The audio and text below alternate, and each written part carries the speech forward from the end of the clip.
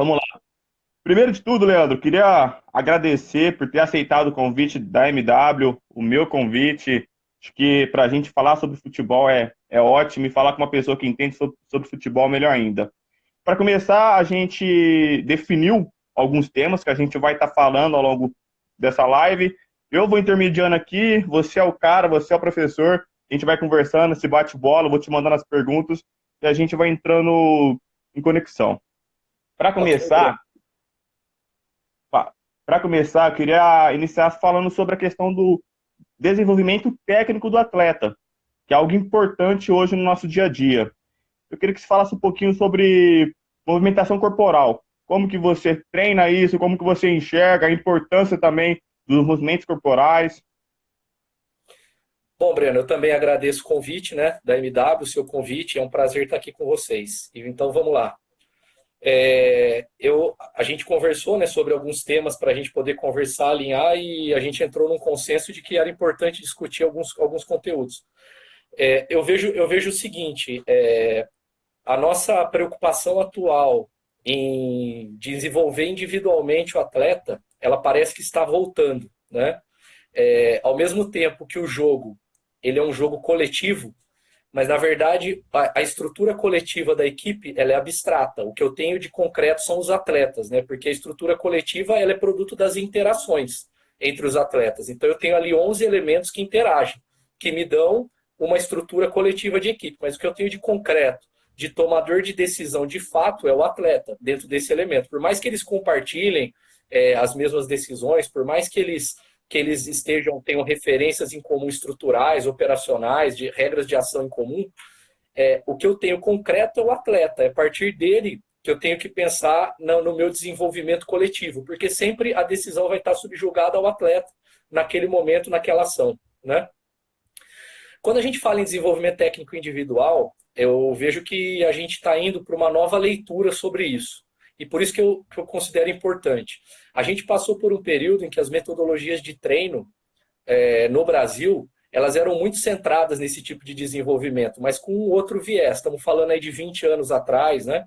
Ainda resistiu até alguns anos, né, nas equipes profissionais, principalmente, na base um pouco menos, um pouco mais já tem gente mudando. Mas há 20, 30 anos a gente trabalhava muito aspectos técnicos individuais, mas dentro daquele viés de treino técnico, treinos de fundamento, né? Os clássicos treinos de fundamento, que eram repetição, repetição, repetição de gesto motor. Então, parte interna, parte externa do pé, domínio no peito, na coxa, de cabeça. E eram exercícios que fracionavam o jogo e que davam o gesto para o atleta para que a partir daí ele pudesse executar o jogo como se a partir daquele conhecimento sobre o gesto ele fosse capaz de identificar o momento, o como fazer aquilo ali. A ideia do desenvolvimento técnico atual é responder perguntas que o jogo faz, né? Então, quando eu estou ali com um problema no jogo, o jogo me pergunta o que fazer, como fazer, quando fazer e por que fazer. E a ideia do desenvolvimento técnico é que eu trabalhe justamente para que o atleta aprenda a, primeiro, identificar melhor as perguntas, identificar mais perguntas, né? E poder ter soluções mais rápidas e precisas para essas perguntas que o jogo vai propor a cada momento. Vou fazer uma analogia rápida aqui, que é com um profissional que tem uma caixa de ferramenta, que faça manutenção em casas, por exemplo, que trabalhe com parte elétrica, parte hidráulica, com qualquer tipo de manutenção. As soluções que ele pode dar numa casa, elas estão muito limitadas ao que ele tem dentro da caixa de ferramenta dele. Então, se, por exemplo, naquele dia ele esqueceu o martelo, ele vai ter dificuldade com os pregos que ele precisa usar no trabalho dele. Por outro lado, ele não pode usar o martelo para resolver um problema que o alicate resolve. É a mesma coisa dentro do jogo, se eu pensar no desenvolvimento técnico. Quando eu começo a pensar, né, e eu vou falar um pouco sobre isso, quais as questões, eu estou só dando uma ideia geral. Se eu pensar que eu posso ampliar esse repertório motor do atleta, mas com significado, isso é fundamental, não é só ampliar repertório motor, é ampliar com significado, através de atividades em que ele tenha que resolver problemas a partir de uma gama maior de repertório, que a atividade cobre dele de uma maneira repetida, mas não repetitiva no cenário, então que o cenário se apresente várias vezes, mas de maneiras diferentes, como é o jogo, né? Então eu vou precisar várias vezes no jogo passar a bola, mas eu não vou passar a bola sempre da mesma forma. Vai mudar a distância, vai mudar a velocidade da bola, número de atletas na zona que eu tô, ou seja, não existe um passe igual ao outro.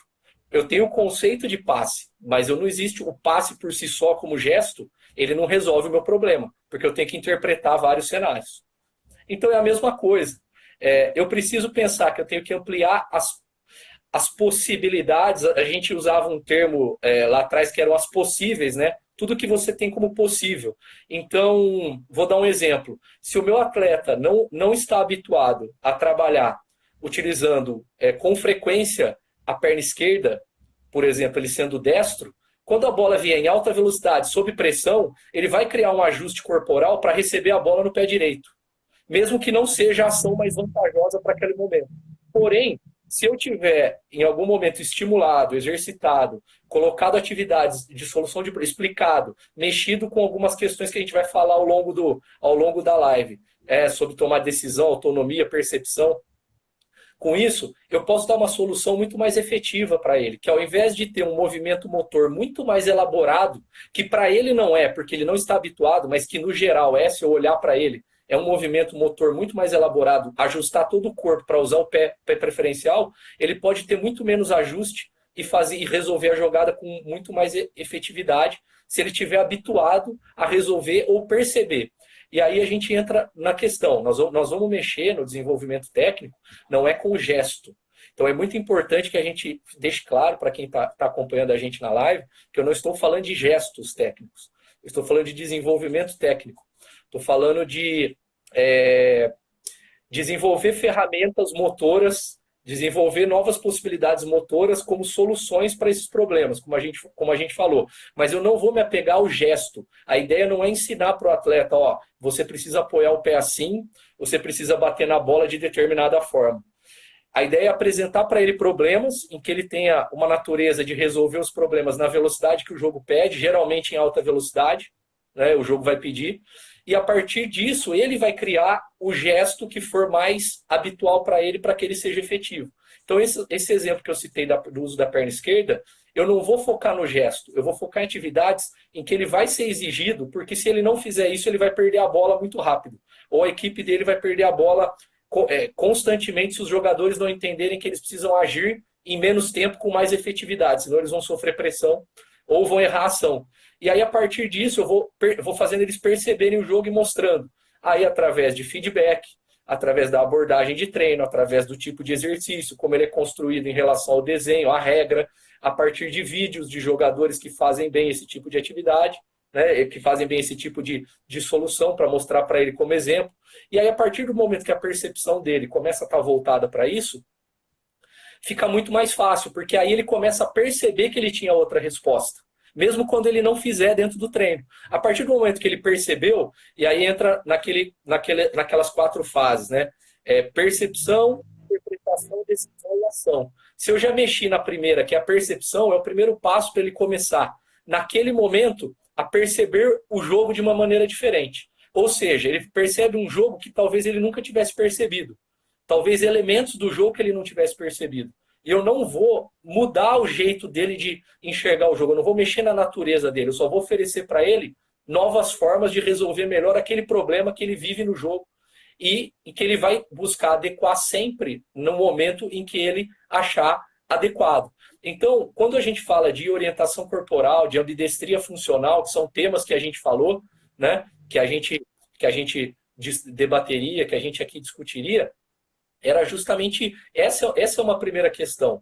As orientações, o uso dos 2 pés, né, para apoios, para passes de primeira, para domínios orientados, para conduções, ele não pode estar ligado às minhas limitações motoras num processo que eu posso desenvolver e dar riqueza para o jogador. Eu posso enriquecer ele para que ele tenha mais liberdade de decidir no jogo qual o melhor pé. Se o Breno vai me pressionar pelo meu lado esquerdo, é melhor eu conduzir a bola no meu pé direito, mesmo que eu seja canhoto, porque eu tenho o meu corpo protegendo a bola. Então não é uma questão de pé de preferência, é o pé melhor para aquela jogada. E isso é ferramenta, isso eu posso passar para o meu jogador através de treino, de exercitação, de estímulo, de vídeo, de feedback.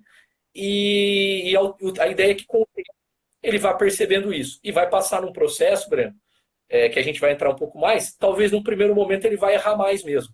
Talvez no primeiro momento ele vai errar mais, até que ele consiga entender e encaixar, porque no primeiro momento a informação ainda não está conectada com o todo dele. A informação vai demandar um tempo para ele conseguir. É como quando a gente vai aprender uma coisa nova. Você, às vezes, alguma coisa que você já fazia bem, vai perder um pouco de eficácia até que aquela coisa nova agregue e você faça melhor ainda do que você já fazia. Perfeito. Em relação a isso, essa questão de dar ferramentas, você fala mais na questão de categoria de base. Por exemplo, um atleta profissional, você consegue colocar esses mesmos ensinamentos para ele? Porque a questão a alta performance vai estar ainda maior, o tempo é ainda mais curto, tem mais competições, então já se espera que o atleta ele chegue no profissional com essa qualidade de orientação corporal, ambidestria funcional. Só que caso, por exemplo, ele não tem ainda esses requisitos, o treinador consegue colocar isso na prática, no treino? Com certeza consegue, Breno. Com certeza. Óbvio, eu tenho que respeitar cenários. O cenário do futebol profissional é diferente do cenário do futebol de base. Apesar que, se você pegar hoje os grandes clubes, sub-17 e 20, eles já estão com um calendário bem parecido. Porque o calendário do CBF aumentou a partir de 2019, com Copa do Brasil e Brasileiro nessas duas categorias, e o Brasileiro Sub-20 com o formato naquele modelo antigo que tinha até 2002 o profissional, 19 rodadas e os mata-matas, né? Porém, vamos pensar uma coisa. O que vai pegar no futebol profissional? Tempo, claro, porque eu tenho um pouco menos de sessão de tempo de treino por causa do intervalo entre os jogos, que é o que eu estou falando que também está acontecendo um pouco no Sub-17 e no Sub-20, né? Um pouco ali, então eu vou ter menos sessões, porém, se eu tiver criatividade e bom conhecimento sobre algumas questões de fisiologia, eu vou saber também que essas atividades, muitas delas eu posso construir, sendo que elas não têm uma exigência fisiológica muito alta. Elas têm uma exigência cognitiva e técnica muito alta. Então, é óbvio que 2 dias após o jogo, o jogador ainda não está 100% recuperado, nem do ponto de vista cognitivo, quanto mais fisiológico. Mas eu já posso começar a colocar alguns elementos de treino a partir de 48, 56 horas, dependendo do horário que for o jogo, eu já posso começar a inserir algumas atividades que têm um pouco esse caráter, porque elas não têm um desgaste fisiológico grande, elas são atividades boas para eu poder começar a reinserir um processo semanal, né? Se ela tiver a 48 horas do próximo jogo, não vai ter uma interferência fisiológica grande também, desde que eu respeite ali os espaços, as pausas e o tipo de exercício, não é qualquer exercício, tá, Breno? O tipo de exercício. E aí o que eu vejo é o seguinte, na verdade, o treinador ele é um grande vendedor de ideias. Você precisa, como treinador, vender bem a sua ideia. E é óbvio que você tem que ter um capital simbólico muito bem construído com seus atletas, porque você vai chegar para um grupo de jogadores profissionais e falar para eles, eu posso melhorar ainda mais o jogo de vocês. Eu sei que o que vocês fizeram até hoje foi capaz de trazer vocês até aqui. Agora eu proponho que se vocês passarem pelo processo de treino dessa forma, vocês vão ter performance melhor ainda do que vocês já tiveram. Eu duvido que alguém não vá querer fazer com treinos que envolvam bola, desafio, ludicidade controlada, coordenada, de uma maneira direcionada ao desenvolvimento, né? E que o cara perceba que ele está crescendo, evoluindo e que está sendo melhor para ele. Melhor para ele ganhar mais jogos, fazer melhores contratos. Então eu vejo que é uma questão processual, é uma questão de comunicação efetiva do treinador, né, dele conseguir vender isso bem para os seus atletas. E aí basicamente é isso, cara. Eu não vejo também muito mais dificuldade. Perfeito. Ainda seguindo para a gente terminar esse primeiro tema do desenvolvimento do atleta, questão dos duelos aéreos e os duelos pelo chão. Como que você trabalha isso?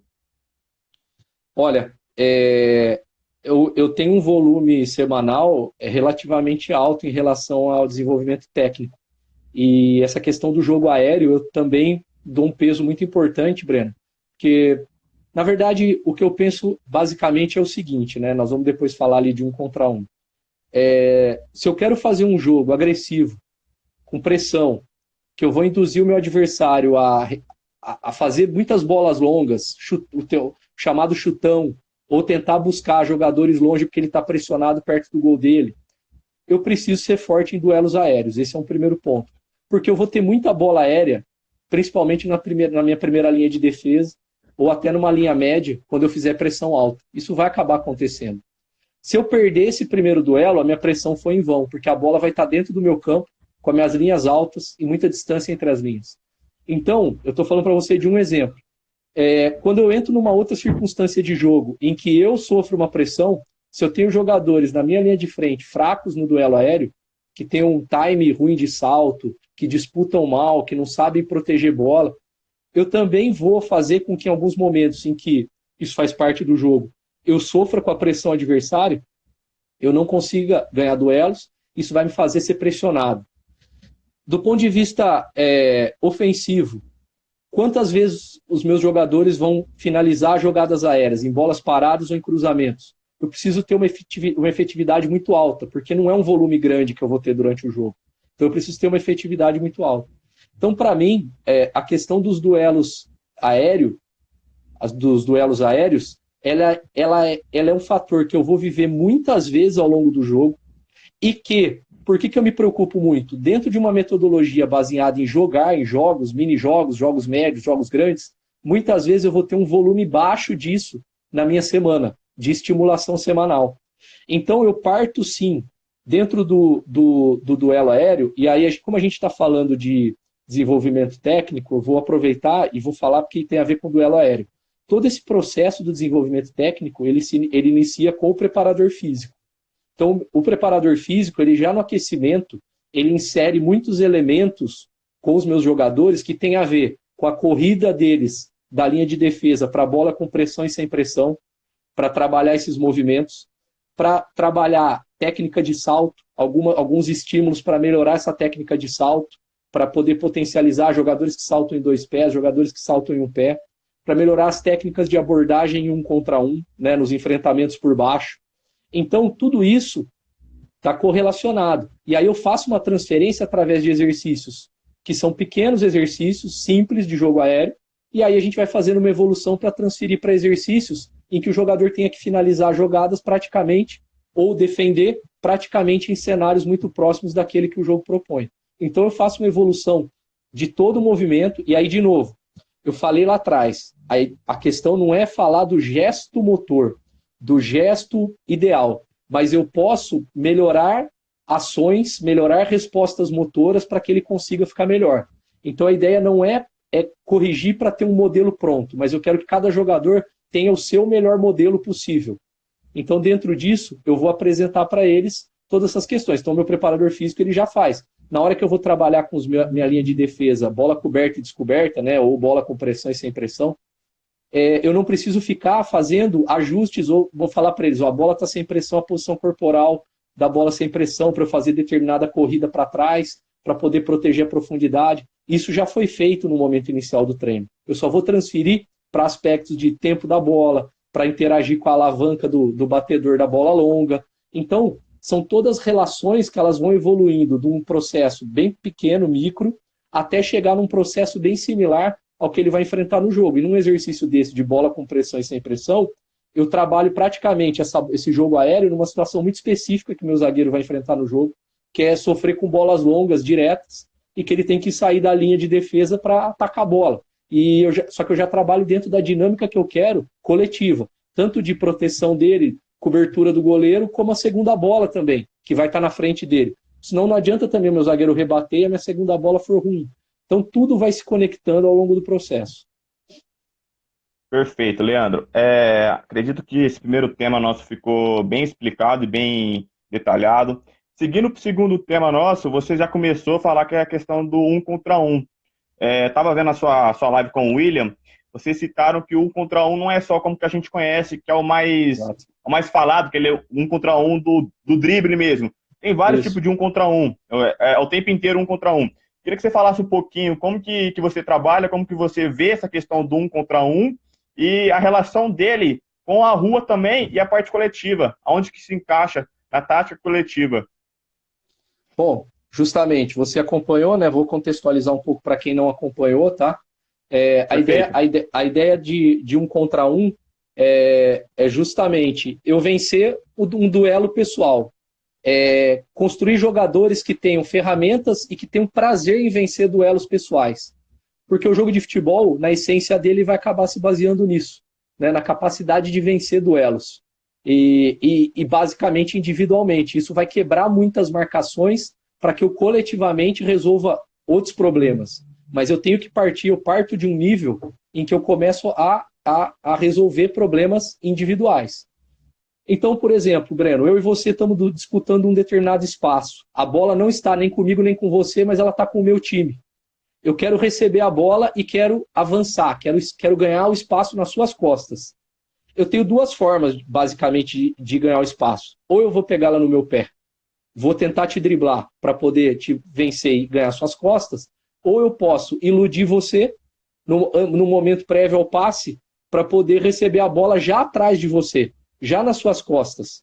Ou entre linhas, se você for um jogador de meio campo, ou nas costas da linha de defesa, se você for um defensor, né? Já com espaço para ir em direção ao gol. Então, vencer duelos, nos dois sentidos, ofensivo e defensivo, basicamente é isso que eu estou buscando, por baixo e por cima o tempo todo. Então, os duelos no jogo, como a gente disse, né, aéreos, duelos terrestres, eles vão exigir as ferramentas que a gente falou de desenvolvimento técnico. E aí, por exemplo, a gente acredita muito no Brasil que o drible ele é algo intuitivo e que eu possa melhorar pouco. Mas dentro dos aspectos técnicos que eu posso melhorar, o drible é um deles. Eu posso melhorar elementos de drible. Eu vou transformar todo mundo no Messi ou no Neymar? Não, não vou transformar. Mas eu posso melhorar muito aquilo que o atleta já desempenha como drible, né? E aí vai ser uma forma de eu começar a vencer batalhas, vencer duelos. Quando eu começo a desenvolver meus atletas para melhorar a capacidade de drible deles, através de perna de domínio, da condução, de o que cria o desequilíbrio no marcador, como desequilibrar o quadril do marcador antes dele fazer uma ação de tocar na bola para poder ir para o espaço. Quando ele melhora isso, naturalmente, no meu treino, eu vou ter melhores dribladores. Consequentemente, eu também vou ter que ter melhores defensores, porque eles vão estar enfrentando bons dribladores dentro do meu treino. Então é uma coisa que se equilibra. Eu vou dando ferramentas ofensivas, individuais, ferramentas defensivas. E na questão de um contra um, a ideia é que eles vão sempre crescendo nesse sentido. Comecei a melhorar os enfrentamentos, comecei a melhorar a abordagem do meu enfrentamento, a proteção das minhas costas, a forma de atacar a bola. Eu vou obrigar meus dribladores a criar novas ferramentas. Os marcadores começaram a perceber que se tirar a perna dominante, ele tem muito mais vantagem, porque aí obriga o driblador a finalizar na perna ruim ou continuar a jogada na perna que ele não tem tanto domínio. Eu obrigo meus atacantes a trabalhar bem nos dois pés, porque com certeza no treino, 80% das vezes ele vai ser induzido para a perna que ele não quer jogar. Então, são questões que eu vou fazendo salto de qualidade a partir da informação e vou elevando esse nível. Então a ideia é justamente essa. E quando eu começo a ter elementos, jogadores potencialmente melhores do que eles eram, coletivamente eles vão ter outras ferramentas para enfrentar o jogo. Então não adianta eu trabalhar o drible, por exemplo, ou um contra um, fora do contexto do que aquilo vai ser vantajoso para o jogo. Então a partir do momento que ele souber o onde, quando, por que driblar, o onde, quando, por que ganhar suas costas, de que forma, de qual estratégia, individual ou coletiva, ou em duplas, em trios, em pequenos grupos, em 11, eu vou conseguir ter ganhos coletivos. Então a potencialização do indivíduo para esses detalhes, ela vai gerar um ganho muito grande na tática coletiva. Na hora que eu começar a interagir as referências entre eles, as referências individuais, ligadas a tudo que a gente falou até agora, as orientações, aos pés, ao drible, eu vou começar a ter um salto de qualidade da minha equipe do ponto de vista coletivo. Afinal, a gente, como brasileiro, a gente sempre defendeu que nós vencemos muito, muito internacionalmente pelo sucesso dos nossos jogadores. E talvez a gente tenha deixado um pouco de lado nos últimos 20 anos de potencializar os jogadores. E aí, quando chegou no Brasil novas metodologias, novas formas de ver o jogo, modelo de jogo, referências coletivas, a gente achou que isso bastava para tornar os jogadores melhores. Mas não, eu preciso gastar tempo do meu treino com tática individual, técnica individual. Não posso só investir muito tempo em tática coletiva, porque senão, no final, eu não vou ter a melhor equipe nem os melhores jogadores. E o que eu estou falando aqui, Breno, não é para que a gente tenha só um jogo bonito ou para que seja da formação. O que eu estou te falando aqui, eu te garanto, a partir do momento que eu aumentei o meu percentual de investimento em técnica e tática individual, os meus resultados como treinador também melhoraram. Perfeito. Leandro, eu queria que você falasse um pouquinho dessa relação com o futebol de rua também. Se você tenta implementar alguma coisa do futebol de rua, que querendo ou não, hoje no Brasil, por seu país, a gente vê, hoje até menos, mas a gente vê muito garoto na rua, então ele já tem essa parte, é claro que é um instinto, só que tem como trabalhar, igual você falou. Você trabalha um pouquinho em relação ao futebol de rua, como que você traz essa teoria para a prática? Bom, Breno, acho que dentro de tudo isso que eu te falei, na verdade, a ideia é trazer de maneira sistematizada muitas coisas do futebol de rua, né? Porque o que eu te falei aqui agora, por exemplo, sobre 1 contra 1, nada mais da rua do que isso. O que eu estou fazendo? De uma maneira sistematizada, estou buscando apresentar e treinar isso como conteúdo com os meus atletas. Mas, basicamente, isso é o que a rua nos propunha.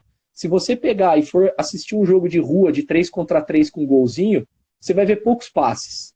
Você vai ver poucas interações coletivas, padrão, de desmarque coletivo, de abrir as costas para um colega entrar. Você vai ver muito, pega a bola, vai para cima, pega a bola e vai para cima.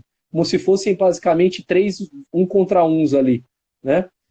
Então, do ponto de vista de desenvolvimento do que a rua dava, ela tem muita relação nisso, nesse fortalecimento individual.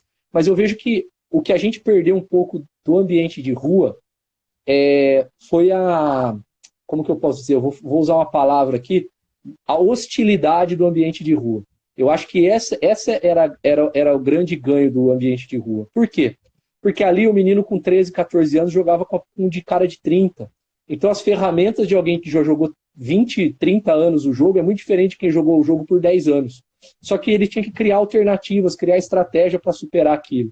Então, na verdade, essa hostilidade do mais velho ser basicamente quem apita o jogo, porque ele não vai ter muita interferência no jogo, senão tem ali não vai brigar com alguém muito maior, mais velho que ele.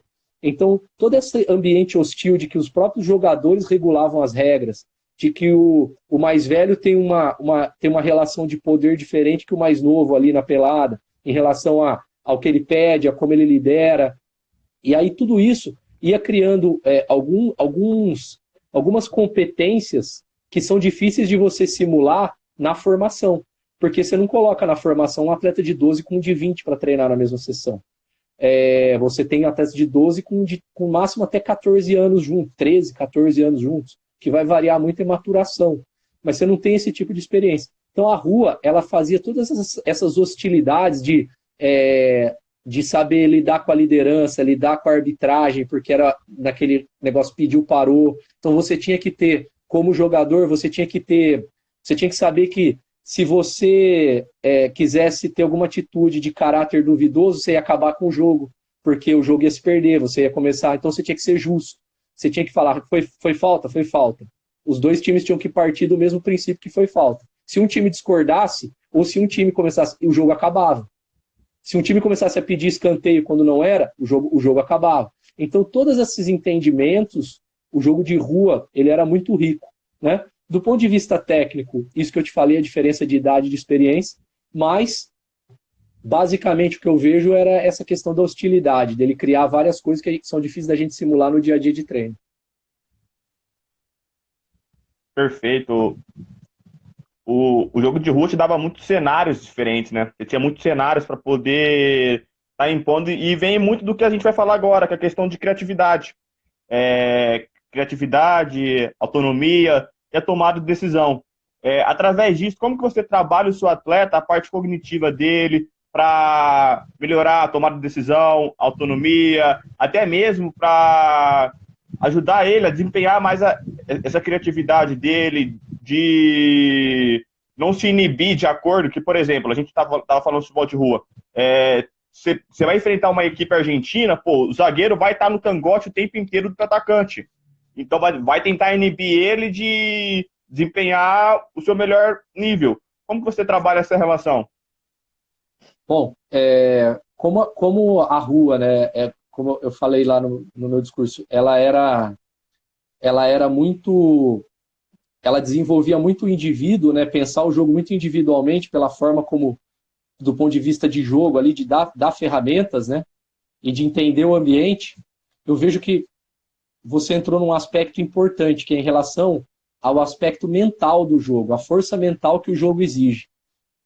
O que o jogo vai exigir lá, desde você muito jovem, até quando você vai enfrentar uma equipe sul-americana numa Libertadores, e numa Copa do Mundo, que por questão de pressão, numa grande equipe, é que você tenha força e equilíbrio mental para lidar com vários cenários diferentes.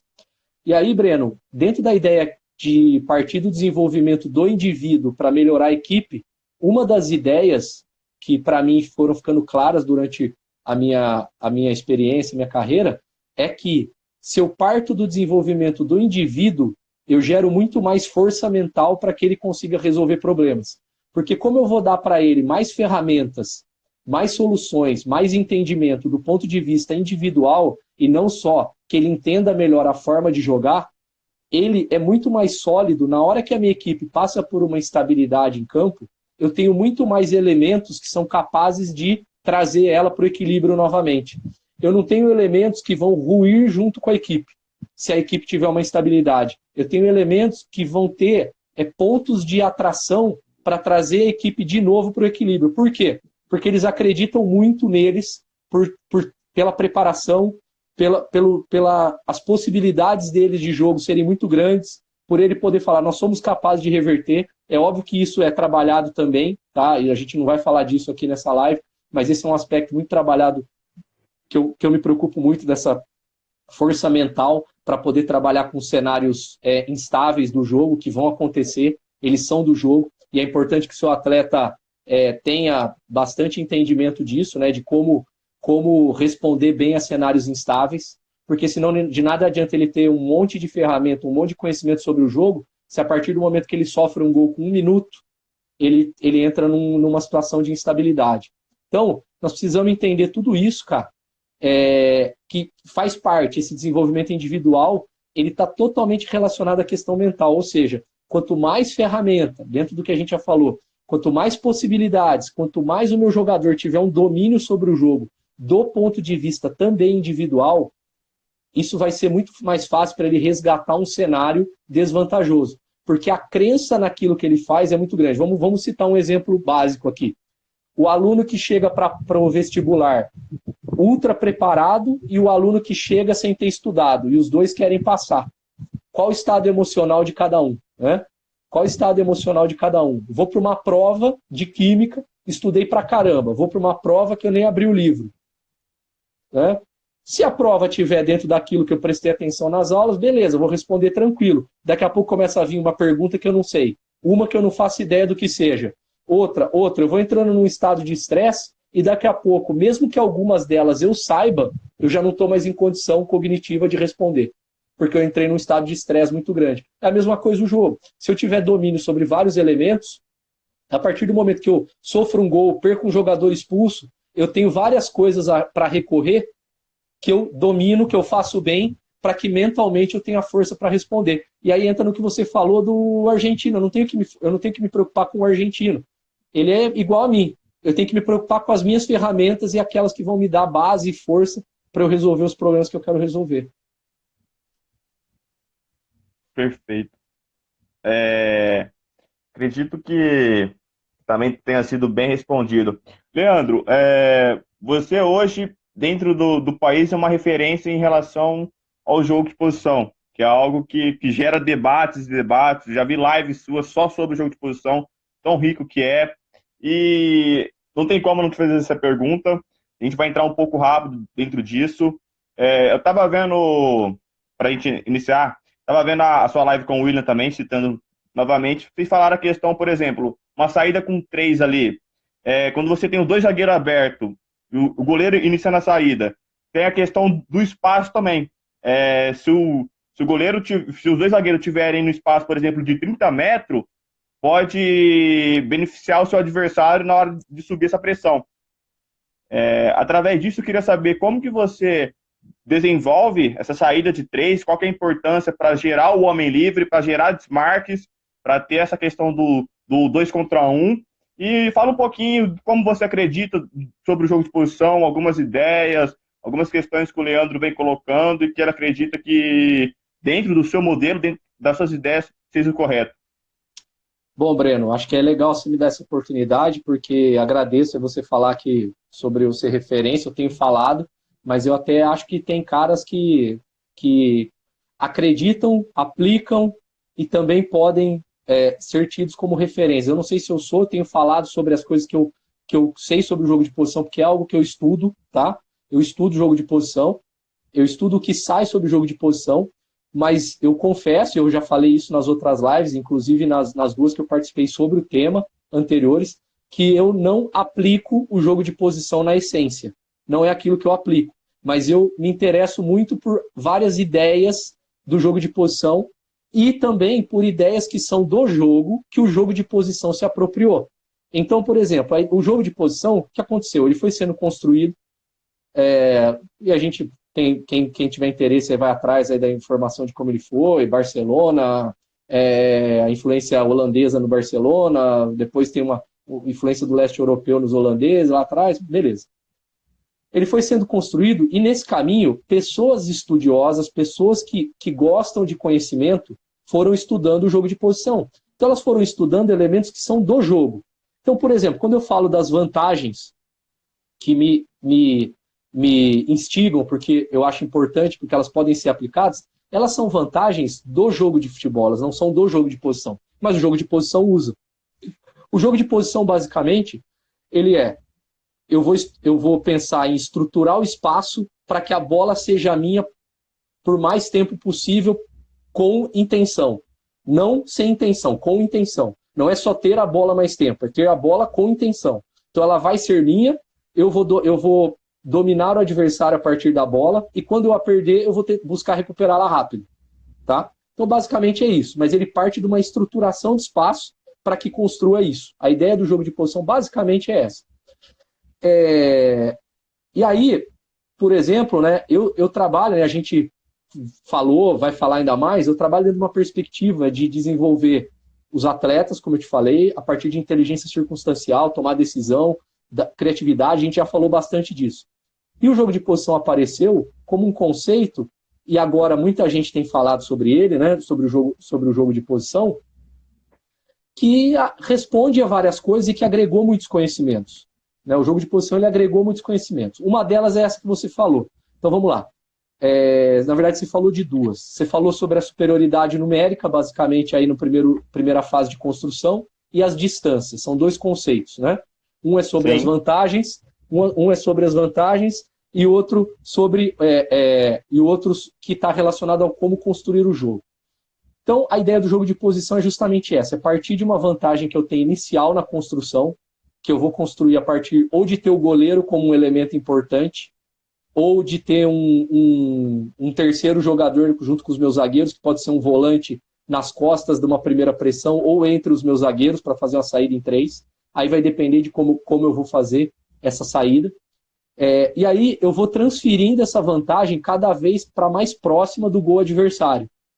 E tem uma frase do Cruyff, se eu não me engano é do Cruyff, que diz o seguinte, que ele falava para os jogadores do Barcelona, a primeira opção tem que ser sempre a mais distante. Então se o meu zagueiro puder fazer um passe, né, ele falava para o Romário, que era o centroavante dele, faça para o Romário. Se não der para o Romário, a gente busca a linha nas costas do Romário. Se não der a linha dos médios, a gente faz para o volante. Porque a ideia do jogo de posição é justamente essa. É que eu vá criando vantagens numéricas e as outras vão sendo ferramentas para eu ir criando as vantagens numéricas e vá subindo a bola, andando com ela, progredindo em direção ao gol adversário, sem colocar a bola em disputa. Ou ela vai entrar em disputa o mínimo possível, né? Então existe o conceito da bola em disputa ou bola sem disputa. Se eu e você, a gente está com uma bola entre nós dois, ela está na mesma distância entre nós estamos disputando a bola. Se a bola está totalmente controlada por você, e eu estou numa distância que eu não interfira na bola, não consiga tocar na bola, não consiga gerar pressão, a bola não está sendo disputada, ela é sua, até que eu alcance essa distância. Então pode ser que daqui meio segundo ela já esteja em disputa. Então a ideia do jogo de posição é muito isso, eu subir com vantagens numéricas, tirando a bola da disputa o tempo todo, eu não coloco ela para ser disputada, justamente porque, eu te falei, o epicentro do jogo de posição é espaço e bola.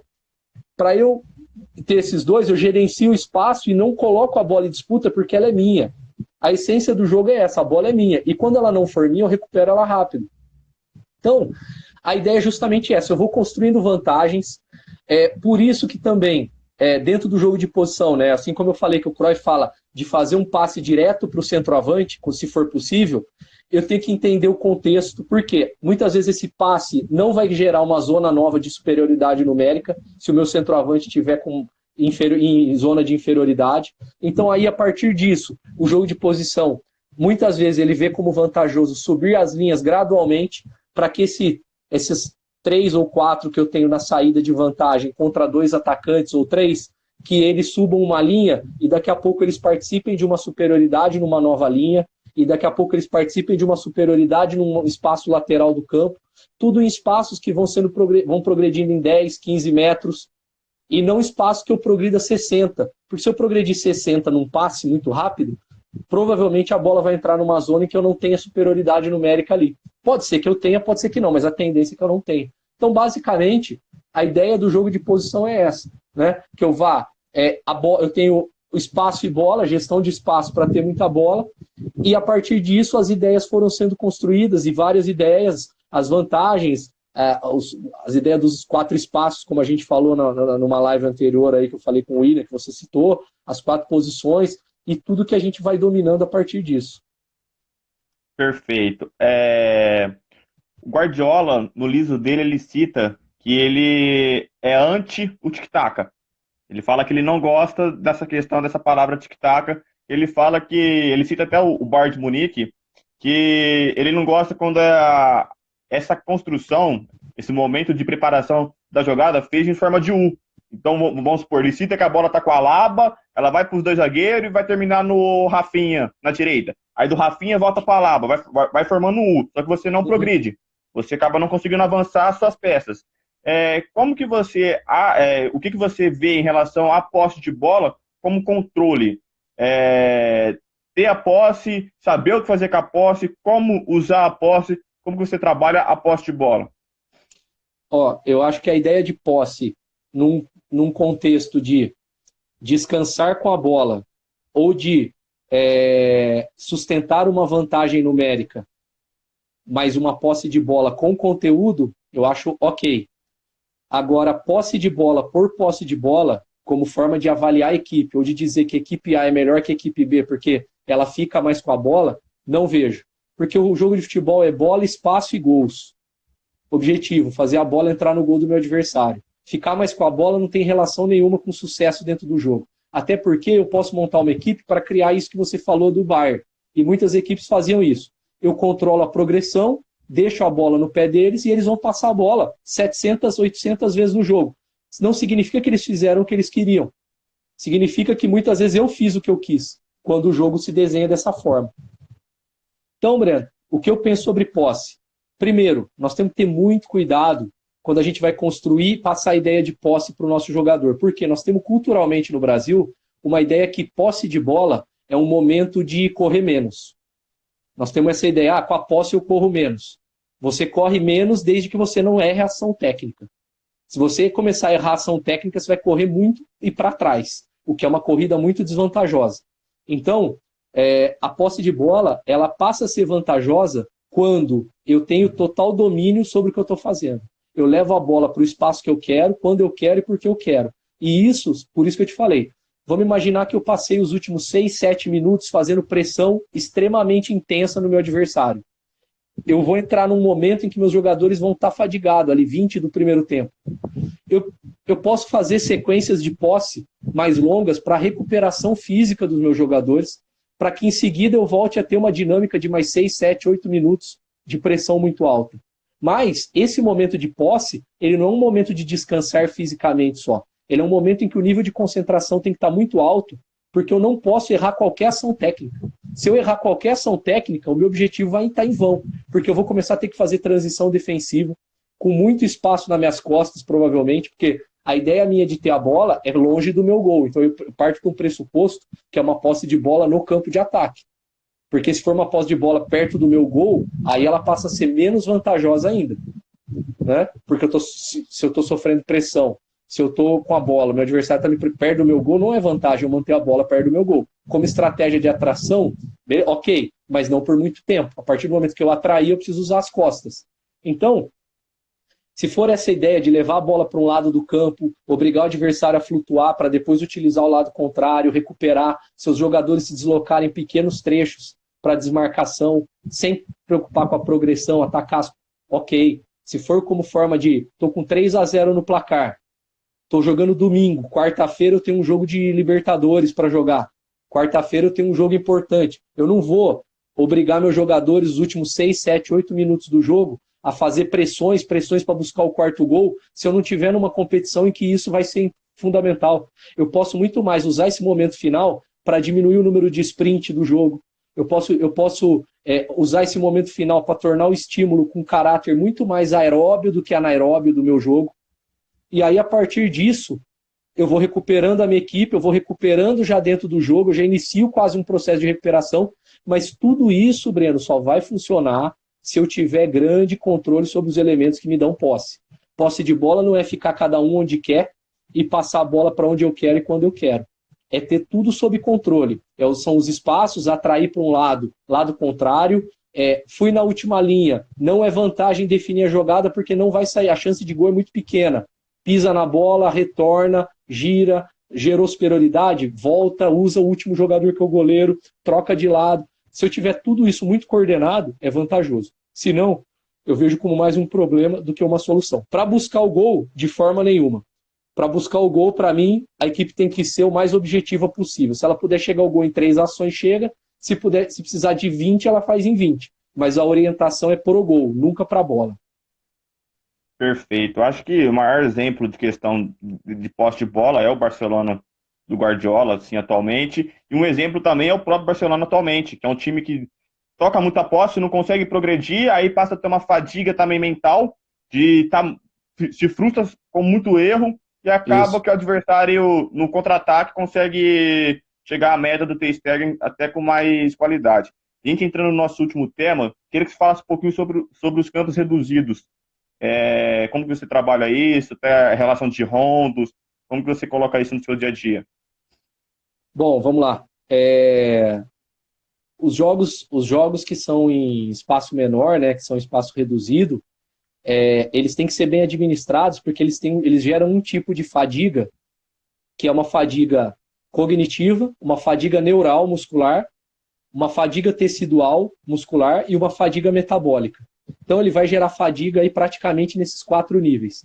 Por que uma fadiga cognitiva? Geralmente, eu vou criar exercícios em que o jogador vivencie muitas vezes aquela situação. Então, ele não vai fazer uma pressão na bola a cada 1 minuto, 1 minuto e 15. Ele vai fazer uma pressão na bola a cada 15 segundos, 10 segundos. Então, isso vai gerar fadiga cognitiva, porque o estado de concentração que ele tem que estar, e a partir do momento que ele pressiona, ele recupera, ele vai ter que fazer passe, ele tem que movimentar, ele tem que atacar um espaço, ele tem que entrar entre linha, ele tem que orientar corporalmente. Tudo numa velocidade acima da do jogo. Então a velocidade cognitiva ela é muito grande. Ela vai gerar fadiga neural, por quê? Porque eu vou trabalhar com a musculatura do ponto de vista de contração excêntrica e concêntrica o tempo todo, muito rápido, com acelerações e desacelerações em espaço curto, ou seja, elas não atingem um nível tão alto de velocidade, mas elas são muito frequentes. Consequentemente, eu tenho dano tecidual. Então aí é o 3º nível, dano tecidual. E eu tenho também a fadiga metabólica, porque se eu vou levar esses exercícios, prolongá-los por uma sessão, a somatória desses estímulos vai levar a uma fadiga metabólica. Então, o ideal é que esses exercícios estejam dentro da periodização tática, consideram 4 dias pré-jogo, né, ou menos 4 que eles falam lá. Dentro da periodização de jogo também, né, que a periodização de jogo é aquela que eu trabalho, e praticamente 4 dias para o jogo são os dias que eu utilizo, né, 96 horas para o jogo. porque 72 horas eu já entro nos grandes jogos específicos. E aí, a partir daí, os últimos 2 dias eu uso muito mais para exercitar recuperando do que para exercitar desgastando ou estimulando fisiológica e de maneira neural. É muito mais um treinar recuperando, com conteúdo, mas recuperando. Então, os pequenos jogos dentro da semana, eles têm muito essa função de estimular pequenos espaços com uma densidade de ação de jogo muito alta. Então, não é uma densidade física, é uma densidade total de jogo, porque ela também é cognitiva, ela é motora, ela é metabólica, e ela vai levar o jogador a ter que tomar decisões num volume muito maior por unidade de tempo do que ele toma no jogo. Mas é importante que seja uma decisão específica, Breno. Não pode ser uma decisão aleatória. Então tem que ser uma decisão com a natureza daquela que ele vai ter no jogo.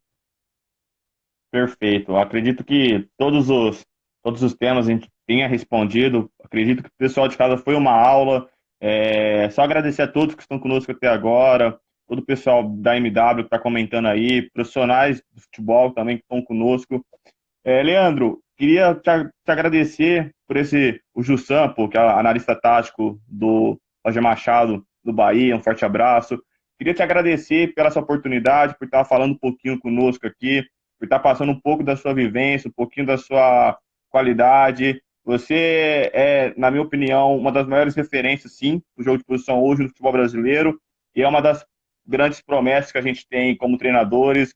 Então, te agradecer por esse bate-papo. Pessoal, tenho certeza que aprendeu muito, eu aprendi bastante, e muito obrigado. Faça essas considerações aí. As portas da MW estão sempre abertas para você, viu? Obrigado, Breno. Faltam 10 segundos para fechar a live, tá me dando aqui o anúncio. Então, um abração para todos. Agradeço a MW, agradeço muito a você e obrigado por todo mundo que prestigiou. Foi um prazer. Um abração, pessoal.